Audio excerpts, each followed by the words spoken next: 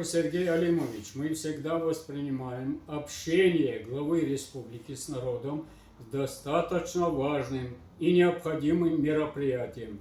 Наши не самые легкие времена у многих народов и отдельных граждан накопилась масса проблем и нерешенных вопросов.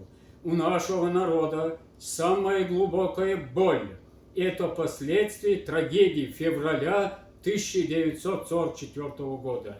При этом мы не затрагиваем социально-политические, культурные, исторические и кадровые проблемы.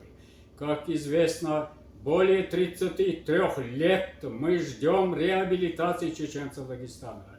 И вот, когда глава республики объявил прямую линию для общения с народом, наши старейшины обратились к вам с просьбой обозначить дату реабилитации нашего народа.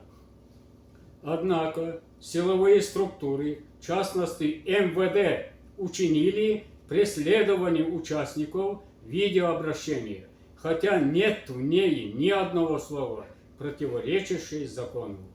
В течение 5 часов допрашивали наших старейшин, несмотря их возраст и болезненное состояние.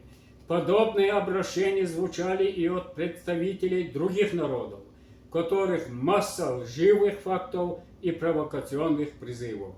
Уважаемый Сергей Алимович, у нашего народа возникает вопрос, почему именно чеченцам, у которых самая сложная и незаслуженно замороженная проблема, лишены права обратиться к главе нашей республики, к вам.